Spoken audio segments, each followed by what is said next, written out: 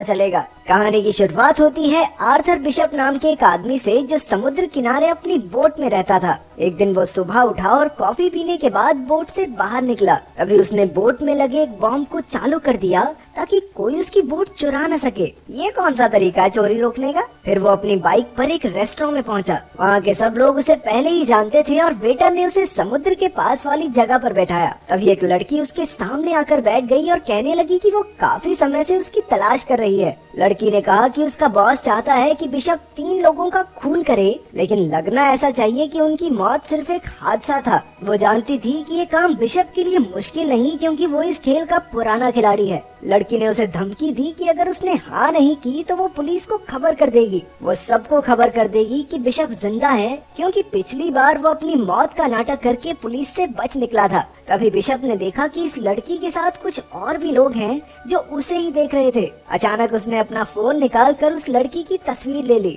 जैसे ही लड़की ने बंदूक निकालने की कोशिश की तो बिशप ने उस पर हमला कर दिया। ये देखकर लड़की के साथी भी बिशप पर टूट पड़े, लेकिन उसने एक एक करके सबको धूल चटा दी। फिर बिशप ने देखा कि नीचे से और गुंडे उसे पकड़ने आ रहे हैं, इसलिए वो दीवार से कूदकर एक केबल कार पर लटक गया। उस लड़की ने अपने साथियों के साथ बिशप का पीछा किया और केबल कार में घुस गई। वो बिशप को अंदर ढूंढ रही थी, लेकिन वो तो छत पर था। लड़की ने छत पर बंदूक चला दी, लेकिन बिशप ऐन वक्त पर कूद गया और एक पैराशूट पर जा गिरा। रात को जब वो अपनी बोट पर जाने लगा तो उसने देखा कि 2 लोग पहले से ही वहाँ मौजूद थे। उसने बिना समय गवाए अपना फोन निकाला और बोट में धमाका कर दिया। इसके बाद वो माल उतारने और चढ़ाने की जगह पर पहुंचा। उसने एक डब्बा खोला और अपने पासपोर्ट और बाकी कागज जला दिए। फिर बिशप थाईलैंड के एक टापू पर गया, जहाँ वो एक लड़की से मिला जिसे वो पहले से जानता था। ये लड़की वहाँ के एक होटल की मालकिन थी। वो उसे एक कमरे में ले गई और बिशप ने एक खुफिया जगह से एक बैग निकाला। उसमें कई सारे फोन्स, हथियार और पासपोर्ट्स थे। उसने तस्वीर वाली लड़की के बारे में कुछ जानकारी निकाली तो पता चला कि असल में ये लड़की क्रेन नाम के एक आदमी के लिए काम करती है। उधर जीना नाम की लड़की होटल की मालकिन से मिली और उससे कुछ दवाइयाँ मांगी। मालकिन ने उसकी बाजू पर कई घाव देखे, जैसे उसे किसी ने बुरी तरह पीटा हो। मालकिन ने उसकी और मदद करने की कोशिश की, लेकिन जीना ने कहा कि उसे सिर्फ दवाइयाँ चाहिए और फिर वहाँ से चली गई। रात को मालकिन ने समंदर में एक बोट देखी जिसमें कोई आदमी एक लड़की को पीट रहा था। उसने तुरंत बिशप के पास जाकर उस लड़की की मदद करने को कहा। बात मानकर बिशप उस बोट पर पहुंचा और कहने लगा, अरे ओह, अगर तू सच्चा मर्द है तो इस लड़की को छोड़ दे। वो लड़की जीना ही थी, लेकिन उस आदमी ने बिशप की एक न सुनी और अपनी बंदूक निकाल ली। इस गलती के लिए बिशप ने उसकी काफी धुलाई करके उसे मार डाला। इसके बाद उसने मालकिन से कहा कि जीना को लेकर होटल चली जाए। फिर जब उसने बोट की छानबीन की तो उसे जीना का पासपोर्ट और फोन मिला जिसमें बिशप की तस्वीर थी। आखिरकार उसने बोट को धमाके से उड़ा दिया और होटल में वापस आया।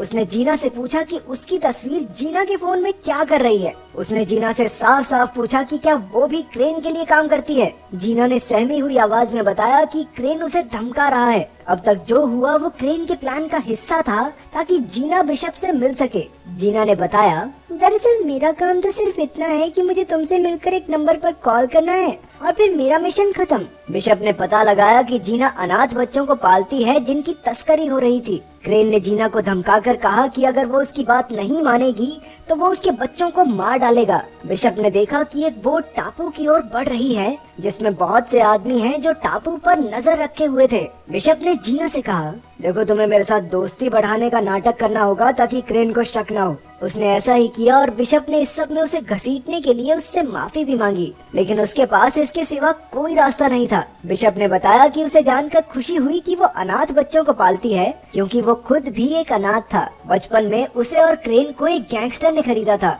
बिशप तो उसके चंगुल से भागने में कामयाब हो गया, लेकिन क्रेन भाग न सका। इसलिए उन्होंने क्रेन को गुनहगार समझकर उसे सजा दी और तब से क्रेन बिशप से नफरत करता है। खैर, बिशप ने जीना को इस मुसीबत से निकालने के लिए एक प्लान बनाया और निशानी के तौर पर अपनी घड़ी दी। अगले दिन क्रेन के आदमियों ने जीना को किडनैप कर लिया। फिर बिशप ने क्रेन को कॉल करके 2-2 हाथ करने की चुनौती दी। जब वो दोनों मिले तो बिशप ने कहा, क्रेन, जीना को छोड़ दे वरना तेरे लिए अच्छा नहीं होगा। वो बहुत अच्छी लड़की है, उसे जाने दे। लेकिन क्रेन कहने लगा, छोड़ तो मैं दूंगा, लेकिन उसके लिए तुम्हें 3 लोगों का कत्ल करना होगा। Cold blooded murder.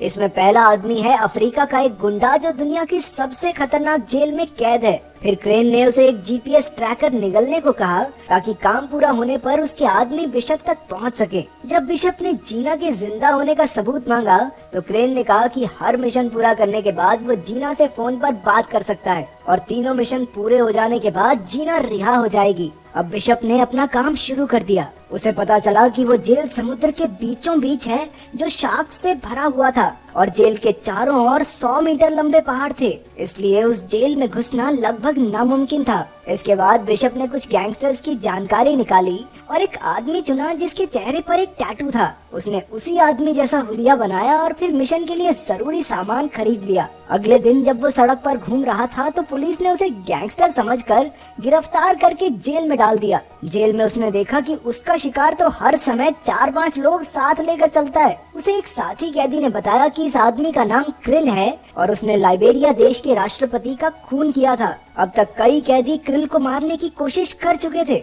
जब क्रिल पर फिर से हमला हुआ तो इस बार बिशप ने उसकी जान बचा ली। क्रिल ने उसका शुक्रिया अदा किया और उसे खाने पर बुलाया। जब बिशप उससे मिलने गया तो उसने क्रिल की जान ले ली और सबको लगा कि उसकी मौत जहरीला खाना खाने से हुई है। फिर बिशप ने तुरंत जेल की दीवार में धमाका किया और अपने पूरे शरीर पर ऐसा स्प्रे छिड़का जिससे शार्क्स उसके नजदीक न आए। अंत में उसने जीपीएस कैप्सूल निगला और समुद्र में कूद गया। उधर बोट के कैप्टन के पास मैसेज आया कि बिशप ने काम पूरा कर दिया है। उसकी लोकेशन ढूंढकर क्रेन के आदमियों ने उसे बचा लिया। फिर बिशप ने जीना से फोन पर बात की तो जीना ने बताया कि बिशप के पास अगले आदमी को मारने के लिए सिर्फ 36 घंटे हैं, नहीं तो वो लोग जीना को मार देंगे। अब क्रेन ने उसे दूसरे आदमी की जानकारी भेजी। इस आदमी का नाम एड्रियन है जो कि एक अरबपति था। ये इंसानों की तस्करी का धंधा करता है, लेकिन उस तक पहुंचना बहुत मुश्किल था क्योंकि वो ऑस्ट्रेलिया में एक बिल्डिंग के 58वें माले पर रहता है जहाँ के सारे दीवार, दरवाजा, खिड़की बुलेट प्रूफ थे। ऊपर से हर जगह सेंसर्स और फिंगरप्रिंट डिवाइस भी लगे थे।